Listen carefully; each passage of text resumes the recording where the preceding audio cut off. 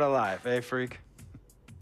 1 minute you're playing 21 and horse on the courts in Harlem, and the next moment you're in the showroom, configuring the gunmetal and graphite exterior of your luxury car and your iPad mini. Oh, I bet you get a crazy crowd when you drive that car around the block in the old neighborhood, huh? Yeah, living the dream. Mad pandemonium. But folks from back around the way are real proud of me. Yeah, I hear you. Local kid makes good. Mm-hmm. You know, it kind of reminds me of when I took my tech stock public and I rang the New York Stock Exchange bell and my mom's friends called her up and said, "Maggie, is that your son on Bloomberg News this morning ringing the bell?" And my mom says, "Yes, sirree, Bob, it was him." That was a great moment, freak. And you know, our lives are like a pearl necklace of great moments, all strung together with the finest silk thread of memories. And we have to be very careful how we cultivate those pearls and we thread that necklace. Does this meeting by any chance have to do with Vic Van Leer? I grew up in the burbs, freak. I wasn't poor, upper middle class, comfortable. My daddy worked as an accountant for one of the largest insurance firms in the country. Smart with his money. Mom didn't have to work. I went to boarding school. And then my dad died of a heart attack when I was a freshman at MIT. I was a movie geek, wanted to be a civil engineer, but I made my fortune by becoming a hybrid of both those interests. My dad didn't want me to be an accountant. Oh, listen to this. My best friend was a guy named Isidore. Yeah, we called him Izzy. He was one of the smartest human beings I have ever met in my life. I mean, Izzy was taking second-year college calculus courses as a high school sophomore, right? Straight-A student, full ride to MIT. Izzy had the world at his fingertips. But he was always looking for trouble, and trouble found him. He ran with the wrong crowd. And when we got to MIT, he got this great job working for a financial consulting firm in Boston. But every weekend, he would fly to Vegas. You see, Izzy had a system for counting cards in Vegas that had the big casinos on the Strip. Oh, it's stymied. He would come back to MIT with suitcases filled with $200,000 in cold cash. What? Yeah. So your man Izzy was getting hit off like that? Like a fat rat in a cheddar cheese factory, freak. Okay, so what happened to this dude Izzy, because he's dope? No, not dope. Dead. After he'd been missing for 3 weeks, the Nevada State Police never found hide nor hair of Isidore. And our friendship took a hit when he asked me to hang out with him in Vegas, and I said I wouldn't do it because I knew he was on a dark and twisted path in his life. And yes, he was my dude. But no way was I gonna throw my life away trying to show my loyalty to a guy who really and truly didn't understand what loyalty was all about. So this meeting is about Vic. Correctamente. Okay, well, sir, Vic isn't Izzy. And why's that, freak? Well, for one thing, you and your dead friend Izzy didn't grow up poor. Me and Vic grew up in a neighborhood where we had to look over our shoulder every 2 seconds to make sure nobody was going to walk up on us and rob us. True. Izzy and I did not grow up in the hood. But we, like you, thankfully grew up in a 2-parent household. But even that wasn't enough for Izzy. He wasn't satisfied. He was always looking for a 5-alarm fire when he already had the warmth and comfort of a loving family. This is not about class warfare, freak. This is about the consequences of making bad choices and risking it all when you feel like you have nothing to lose. Vic is like a brother to me, sir. But you shouldn't be Brother Vic's keeper, freak. Would a brother go looking for trouble and put your career and your livelihood at risk by getting into fights at nightclubs and seedy after-hour joints and then scream to the media, "Yeah, it's all good, I'm an FOF, friendo freak. It's all misunderstanding.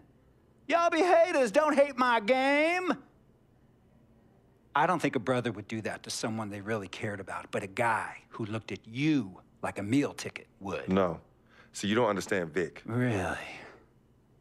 I don't understand. No.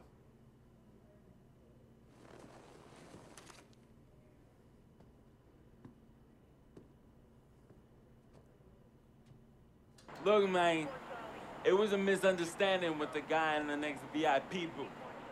His honey started flirting with me, so naturally I started flirting back. Next thing I know, Captain Cornball's off my grill piece beefing. Next thing he know, he got a 2-piece and a biscuit under his left eye. Hey, I don't know who hit him, and it damn sure wasn't me. Hey, Captain Cornball's mad because I'm an FOF, friend of freak. Hey, but check this out, though. He needs to train that hottie before he leave the house, though. Yo, he's hotties ain't loyal, man. What's there to understand? Are you freaking blind? You know, I just want to know, how much did you pay your lawyers to make all this go away? Almost 100,000. Excuse me, son, I'm sorry, I couldn't hear you. I said I paid almost $100,000. Exactly. And if you keep riding shotgun with Vic, you're gonna go broke. Quick, fast, and in a hurry. Look, Vic is my friend, and I grew up with him. How many times I gotta tell you, sir? Freak, this is not a request. I am not asking you to do this. I am telling you to do this. And the first order of business is that Mr. Vic Van Leer is banned from traveling with you on the road. Vic is banned from the locker room. And Vic is banned from this arena. And if I catch this guy, Vic, in or anywhere near the facilities, Mr. Vic Van Leer will be arrested for trespassing. Are you serious, sir? Brother, I'm as serious as cancer. We all know that can be deadly. You know, when me and Vic were kids, playing summer tournaments at the Dome, we always imagined making it to the pros, right? And after the crowds left, just a street light was on the court, like 11:30, 12 midnight, even 1 in the morning sometimes. We used to practice player introductions, running on the court, giving dap, high-fiving the teammates. Vic, he would act as an announcer. You know, he would introduce me, announce my name on the loudspeaker, and the Jumbotron would flash my image like a little guy dressed in long shorts and a jersey. And now, fresh off his 3-game, 62-point scoring streak, the youngest player to ever do so in NBA history, Frequency Vibrations.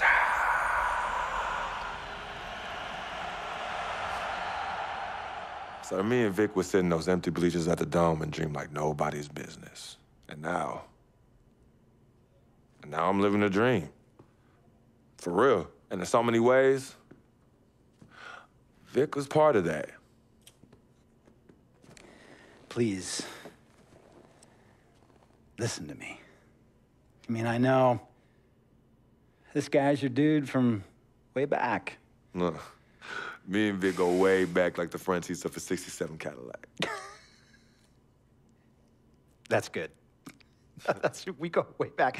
Did you say front seats? Front seats of a '67 Cadillac. We go way back like the front seats of a '67 Cadillac. Well, do you have any crickets? I'm gonna be the hit once again at Herbie Allen's Sun Valley Shindig because my fellow billionaires love it when I walk and talk that talk. So that almost sounds... No, let me tell you exactly what it sounds like. I respect, admire, and most importantly, love you as a human being and a role model. But I pay you a lot. And I mean, I pay you a lot of money to play for my team. And I am in this game to win it. And you can't win it with an albatross around your neck like Vic. So Vic is done. History. And here's some more lingo that I picked up from a former megastar who used to play for me several seasons ago. Thought I would never release him until I did. And now he's the 6th man on a struggling team in Venice. And yeah, I'm talking Venice with the canals and the gondolas and Harry's bar, not the street ballers next to the fortune tellers on the beach in Cali. This guy used to tell me when he thought there was a player destroying our team, don't be a hero, cut that zero. And that is what I am telling you about Vic, freak. Don't be a hero, cut that zero. The only thing Vic brings into your life is headache and unwanted and unnecessary negative attention, and it will begin to affect your mindset. And when it affects your mindset, it's going to affect your play. And when it affects your play, it's going to affect my team. And when it affects my team, it's going to affect my money. And if it affects my money, Google Translate will become your new freaking friend. I want a championship ring, freak, and I want you to help me get that ring. And banners after banners hanging from the rafters in this arena. So, freak, hear me clearly and hear me good. VIC, Vic, gotta go!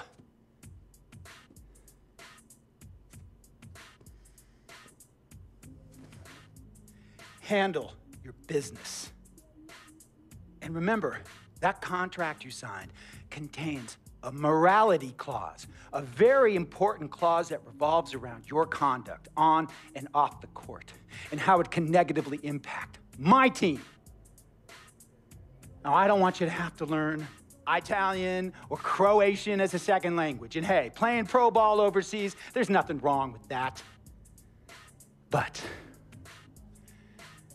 the arenas are nothing like this, nor will the money be the same. And on top of all of that, this is the US of A, the greatest freaking country in the world. Ask yourself, is Vic worth all that?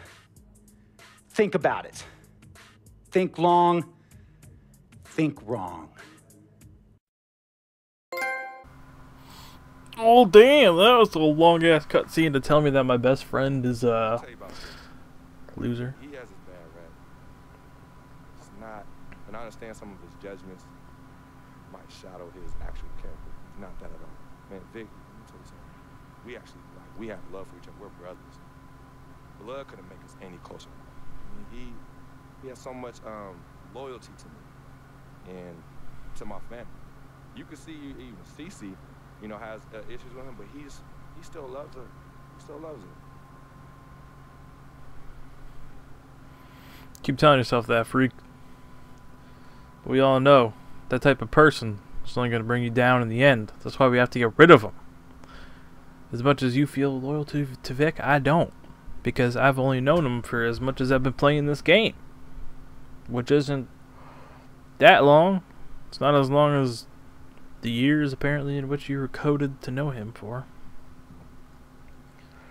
But I agree with the team owner and everything that he said. Vic gotta go. And we have to start our next game here in our MD8 career. Let's that was a cool, pretty rhyme. Oh, we're going up against the Cleveland Cavaliers. Oh shit. That could be good or bad. Game 18 of our rookie year. LeBron James. What more can you say about the guy that hasn't already been said? He can play anywhere on the court, and he gets it done on both ends like nobody else in the league. If we can't slow him down, this game could get out of hand real quick. It's going to be one of the biggest tests of the season for me, that's for sure. Time to step up.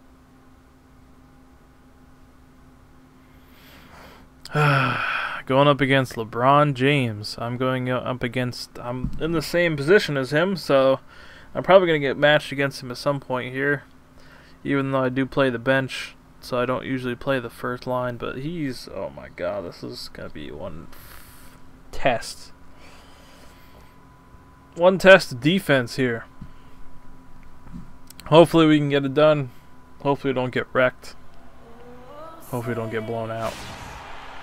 It's an Eastern Conference battle at the American Airlines Arena. Well, it's time to start the game here and get on with it. We've got an action-packed Saturday night of NBA action for you. We're going up against Richard Jefferson first, 72 overall. He's got 2-star outside scoring, inside scoring. Excels at knocking down the 3-ball. He knows how to take advantage of a good shot opportunity. Not a good offensive rebounder. He's not known for his stealing ability. Okay, so pretty much the same as the last guy. The Heat trail by 3. Not much difference here. You know, the Cavs last season won a bunch of games, but they had to fight for a lot of them. They often would fall behind early or dig a big hole and have I don't know why I to did fight that. their way out of it. Hit the wrong button. For Cleveland. Thompson I was trying to do down the with double tap Amon square Shepherd to do is that out there spinny with jump. Williams, and it's Jefferson Spinny jumper. in at the 3 spot. Takes the 13-footer, and it's Miami with the rebound. Let's roll, boys. Oh, shit. He's charging in. Passes it. Nice shot there. That was a really good pass right there. Really good play. I mean, they were getting scoring Back on defense. We're up by 1. No, they're up by 1. 5 minutes left in the quarter, just about. Look out! Okay. Ran into a brick wall. After being down 17 points. I mean, but when you have the star power that the Cavs have, I don't like my lack of glasses. I don't know. They don't have glasses like the sporting glasses in this game, unless they're locked or something. Like I want sporting glasses like Stoudemire has. They had them like last year. They had them the year before. Now all of a sudden they don't have them. Here's Anderson. Another shot. Let me put it up. Ah! Free throws, drew contact on the shot. Got the foul. They got the offensive board too. Boom. I couldn't agree with you more. I mean, that's the message they were sending with that foul. Nothing easy inside. There we go. 2 for 2 at the line. I'll take it. So we got 2 rebounds already, one of which was an offensive board. So that's putting in some time and effort right there. What's going on here? He averaged over 3 assists a game, easily the best mark of his Oh, you're not career. setting that pick on me. Oh, couldn't get it. Shot clock at 6. So I really got to cover this guy on the 3-point line because he's a 3-baller. And can you always depend on him or what to lead you to the right place with that pass? Money. Okay, so we're having a meeting here. What do you talk about here? Tell me something good. Can we skip this? Because this is I'm not hearing anything, so that was kind of a waste of time. This is one of the best scoring teams in the league, actually. They found a nice offensive flow to their game, and they don't have any problem putting points on the board. Direct. What? Illegal screen. Illegal screen. On the illegal screen. But I'd go along with it, Greg. I mean, it didn't look like his feet were set to me. I was set. I didn't even move. Cavaliers have gone just a shade under. I stood there and held a circle. I didn't even touch the joystick. From Thompson. Outside jumper. Williams kicks to Mozgov. It's good. Great play Nice by shot. Williams to set it up. And it's a 4-point Cavalier lead. I love how he used his height advantage on that shot. And he had the nice soft touch with it, too. Stoudemire the screen, and Green nice. gets it to go. He's hit the ground running here in the first, putting together a nice quarter offensively. That was a good shot right there. Inside. Jefferson. Oh, that was my rebound. He stole it. You have to like their work on the boards, Kevin, particularly here to start the game. Yeah, I like the way they're setting the tone. I'm open. Really playing with a lot of energy here at the start. Here's Stoudemire. Here's Freak. Excellent there from Mozgov. Terrific job that time defending at the rim. I mean, it's not. We got the rebound though. That's the important part. Stopping that fella when he's headed to the bucket like that. Good job. Jefferson with it, out defended by Freak. And Jefferson okay. Wide open. He shoots, and it's I was still on the other guy. That's not fair. And the Cavaliers lead by 4. Miami's on. You can't rotate me while I'm already rotated. And now Doris Burke has an update from the sidelines. Guys, I was able to talk with David Blatt for a minute. We talked about Amari Stoudemire and what he brings to the table as an opponent. The one thing Coach was most impressed with was how physically gifted he is as a big man, saying, you see him get up and down the floor out there. Freak. He moves like a guy half his size. He's just a freak of nature. Thanks, Doris. Yeah, come on. What you doing? Shumpert out on the 3-point line, sets that pick, goes over, comes back, goes over again, comes back again. My guy's moving. You gotta stop moving. Shot clock. And he dunks it down. Make it 2 hands for safety. Well, that was That's not what good. they say, right, Kevin? That's right. You got it. And he was ultra safe with that dunk. No reason not to be. And guys, as he should be, remove all doubt on that attack. Give it. Ah. Good D by Williams. No doubt he's struggling right now from the field. Let's see if he can get it going this quarter. Don't get that, please. Shot is off. How's that a bad block attempt? He missed. Green passes to Freak. I accomplished what I wanted to accomplish with that. Feeds to Stoudemire. And that one's good. Thank you, Stoudemire. Good job. Stoudemire's got his second basket. I love how he establishes his post position inside before he converts. This guy's moving Outside quite a bit. Don't The stand screen under from here. I don't Thompson. like it when you stand this Here's close to. Shumpert. Oh shit! The three-pointer, Give me that. no good. And that one gives them a +5 rebound advantage, Kevin. Pretty clear. They're dominating Oh. that area. They've come out with a lot more energy. You almost had and that. That effort was so a nice far. wide open And shot. now Oh the shit! Cavaliers. Fast break. I don't like this. There's 3-on-1 right there. I was pretty scared. Oh, I'm gonna wait for the last shot. Fuck you. Outside Williams. Send a pick on me. 16 feet away. Miss it. And that one's Ah. good. What handles? He broke the D down to the ground with that move. Go take it. Take the shot. Make it. Cannot hit. Oh,